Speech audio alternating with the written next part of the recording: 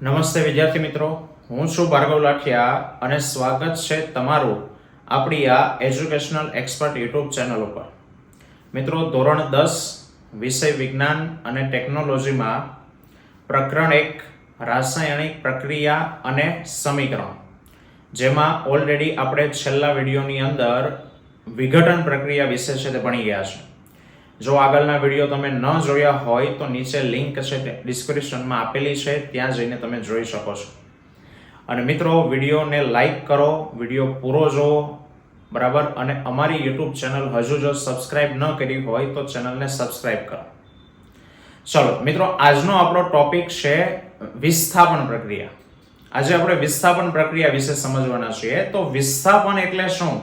તો કે વિસ્થાપન એટલે કે છૂટું પાડવું, બરાબર. ચલો, કઈ રીતે કહી શકાય છૂટું પાડવું? એક ઉદાહરણ લઈએ અને પછી આખા પ્રશ્નનો જવાબ આપણે જોશું.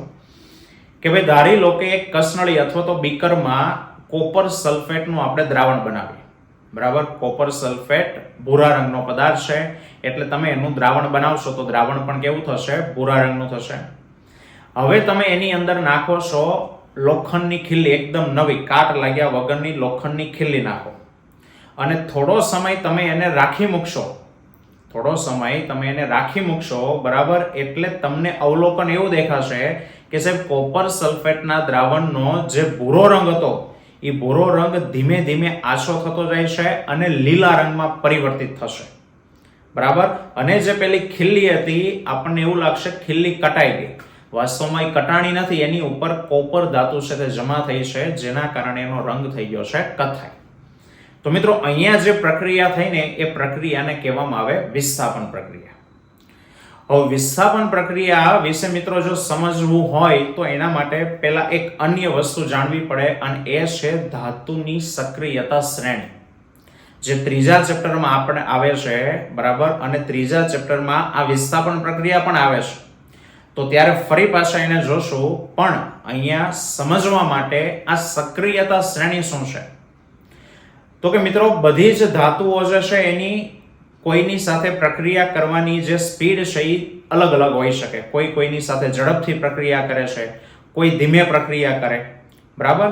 તો ધાતુઓને એની સક્રિયતાના ઉતરતા ક્રમમાં વૈજ્ઞાનિકોએ ગોઠવી છે કે ધાતુઓ એની જે સક્રિયતા વધુ છે એ પહેલા, એના પછી ઓછી, એમ કરીને ઉતરતા ક્રમમાં ધાતુઓને ગોઠવેલી છે.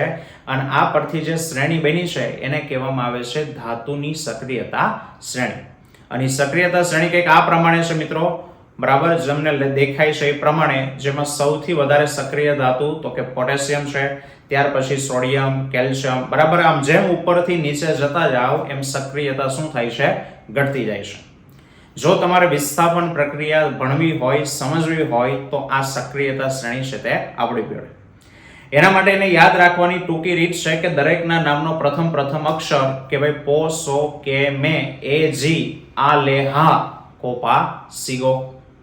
પો, સો, કે, મે, એ, જી, આ, લે, હા, કોપા, સીગો, બરાબર. આ પ્રમાણે ઉતરતો એનો ક્રમ છે. મીન્સ કે જે ઉપર છે તે વધુ સક્રિય ધાતુ અને નીચે છે તે ઓછી સક્રિય ધાતુ.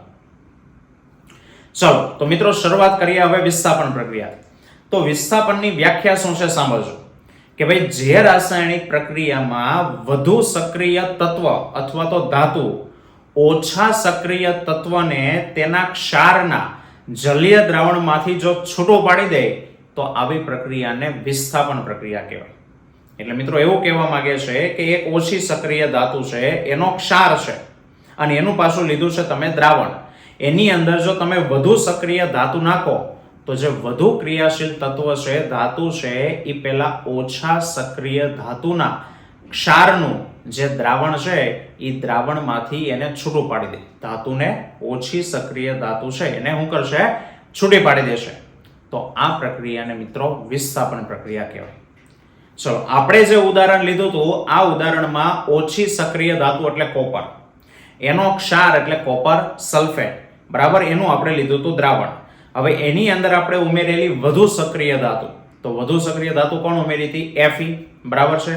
તો પ્રક્રિયા અહીંયા થઈ કે Fe શું કરે છે? તો કે Fe કોપર સલ્ફેટમાંથી કોપરને છૂટો પાડી દે, અને કોપર જ્યાં હતું ત્યાં પોતે Fe બેસી જાય છે, બરાબર, એટલે થાય છે એવું ભાઈ CuSO4 પ્લસ Fe, તો એમાં પ્રક્રિયા થઈને શું બને છે તો કે FeSO4 પ્લસ Cu. બરાબર, એક રીતે સિમ્પલ વસ્તુ છે કે ભાઈ Cu અને SO4 બે જોડાયેલા એક કપલ છે. બરાબર, હવે એમાં એક એનાથી વધુ સક્રિય તત્વ એમાં આવ્યું Fe. હવે પેલા વચ્ચેનું જે અન્ડરસ્ટેન્ડિંગ છે, જે બોન્ડિંગ છે, એ આવડો એને તોડી નાખે છે. પેલા કોપરને કાઢી નાખે અને એની જગ્યાએ બેસી ગયું, એટલે નવી જોડ થઈ ગઈ FeSO4 અને પ્લસ Cu.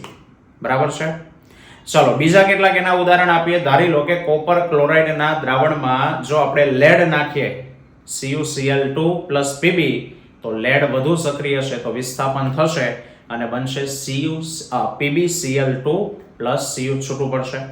એવી રીતે સિલ્વર નાઇટ્રેટના દ્રાવણમાં જો ઝિંક ધાતુ ઉમેરવામાં આવે તો ઝિંક નાઇટ્રેટ એટલે કે ZnNO3 ટ્વાઇસ બનશે અને ચાંદી છે તે છૂટું પડશે.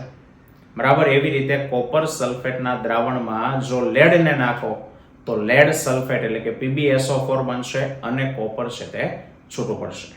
બરાબર, તો મિત્રો યાદ રાખજો, હંમેશા વધુ સક્રિય તત્વ હોય એ ઓછા સક્રિય તત્વને છૂટું પાડે. જો તમે કદાચ FeSO4 નું દ્રાવણ લઈ અને એમાં કોપર નાખશો તો ત્યાં કોઈ પ્રક્રિયા થશે નહીં, કારણ કે જે કોપર છે એ કેવું છે, ઓછું સક્રિય છે અને તે Fe ને છૂટું ન પાડી શકે. બરાબર, તો મિત્રો અહીંયા એક વખત વિસ્થાપન થાય એટલે આને વિસ્થાપન અથવા તો એક વિસ્થાપન પ્રક્રિયા પણ કહેવાય.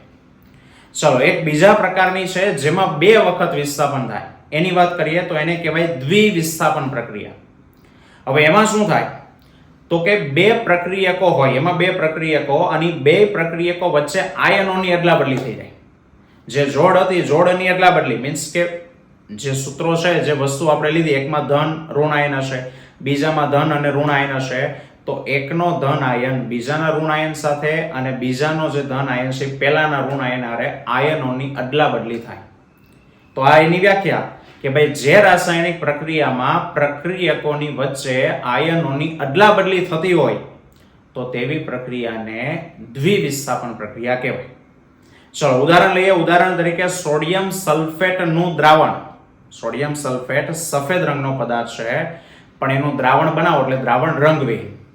એમાં તમે ઉમેરો છો બેરિયમ ક્લોરાઇડનું દ્રાવણ BaCl2, એનું દ્રાવણ એમાં ઉમેરો, સેમ એ પણ રંગવિહીન છે.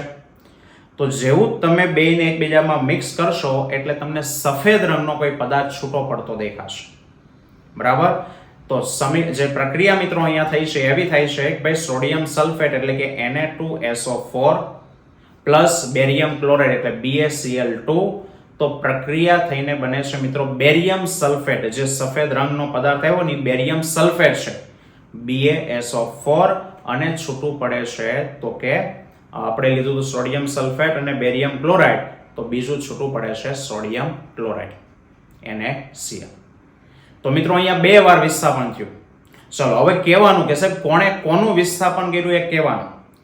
તો ફરી પાછા બે સૂત્રો, સોડિયમ સલ્ફેટ, બેરિયમ ક્લોરાઇડ. હવે બે માંથી વધુ સક્રિય ધાતુ કોણ છે તો કે સોડિયમ. તો મિત્રો જેમાં વધુ સક્રિય હોય ને એ ઓછી સક્રિય છૂટું પાડે. બરાબર, અને બીજી વસ્તુ કે ધન આયનનું વિસ્થાપન કરે અને ઋણ આયનનું વિસ્થાપન કરે. રેડી? તો હવે અહીંયા એવું થાય છે કે સોડિયમ સલ્ફેટમાંનો જે સોડિયમ આયન છે એને પ્લસ, એ બેરિયમ ક્લોરાઇડમાંના જે Ba+2 આયન છે એને કાઢી નાખે. સોડિયમ બેરિયમ ક્લોરાઇડમાંથી બેરિયમને કાઢી નાખશે એટલે સોડિયમ ત્યાં ગોઠવાઈ જાય તો શું બન્યું? NaCl. હવે આ થઈ ગયું એકવાર વિસ્થાપન. હવે સાહેબ બીજું વિસ્થાપન ઋણ આયન કરે. પણ કોનો ઋણ આયન? ઋણ આયન તો બે છે. તો મિત્રો જેનો ધન આયન લીધો હોય ને એનો જ ઋણ આયન. તો આપણે ધન આયન કોનો લીધો તો સોડિયમ સલ્ફેટનો, તો ઋણ આયન પણ એનો જ. તો સોડિયમ સલ્ફેટમાંના SO4-2 આયન એ બેરિયમ ક્લોરાઇડમાંથી Cl- આયનનું વિસ્થાપન કરે. બરાબર, સલ્ફેટ બેરિયમ ક્લોરાઇડમાંથી ક્લોરીનને કાઢી નાખશે અને એની જગ્યાએ ગોઠવાઈ જાય એટલે શું બને? BaSO4. તો આમ અહીંયા બે વાર વિસ્થાપન થયું અને એટલા માટે આ પ્રક્રિયા એને દ્વિવિસ્થાપન પ્રક્રિયા છે તે કહેવાય. બરાબર, અને મિત્રો આમાં થોડોક ફેરફાર કરી એટલે છેલ્લો સવાલ છે કે ભાઈ અવક્ષેપણ પ્રક્રિયા કોને કહેવાય? અવક્ષેપ તો મિત્રો, જે રાસાયણિક પ્રક્રિયા દરમિયાન અદ્રાવ્ય અવક્ષેપ ઉત્પન્ન થતા હોય એને અવક્ષેપણ પ્રક્રિયા કહેવાય. હવે તમને પ્રશ્ન સાહેબ, અવક્ષેપ એટલે શું? એની કોઈ પર્ટિક્યુલર વ્યાખ્યા નથી, પણ એક ઉદાહરણ આપું, સમજો. જ્યારે કોઈ બે રંગવિહીન પ્રવાહી દ્રાવણો એને એકબીજામાં મિક્સ કરો અને ત્યારે કોઈ રંગીન પદાર્થ મળે, અને એ જે રંગીન પદાર્થ મેળવ્યો છે એ પાણીમાં ધારો કે દ્રાવ્ય થતો નથી, પાણીમાં નથી ઓગળતો, તો એ જે રંગીન પદાર્થ મેળવ્યો ને એને અવક્ષેપ કહેવાય. તો હમણાં આપણે જે દ્વિવિસ્થાપન જોયું કે સોડિયમ સલ્ફેટ એમાં બેરિયમ ક્લોરાઇડ નાખ્યું તો કેવો રંગ આવ્યો? સફેદ. તો મિત્રો, એ સફેદ રંગની જે વસ્તુ છે ને એ અવક્ષેપ કહેવાય. અને કોણ હતું સફેદ રંગમાં? તો કે બેરિયમ સલ્ફેટ. બેરિયમ સલ્ફેટના અવક્ષેપ છે તેમાં. સેમ એવી આપણે પ્રવૃત્તિ નંબર જે આ ચેપ્ટરમાં બીજી પ્રવૃત્તિ આપણે ભણ્યા હતા, બરાબર, કે ભાઈ લેડ નાઇટ્રેટના દ્રાવણમાં પોટેશિયમ આયોડાઇડ ઉમેરીએ ત્યારે કેવો રંગ આવ્યો હતો? યસ મિત્રો, સરસ, પીળો રંગ છે તે આવ્યો હતો. કેવો? પીળો. અને પીળા રંગનો પદાર્થ કોણ હતો? તો કે લેડ આયોડાઇડ. તો એ પીળા રંગના અવક્ષેપ કહેવાય.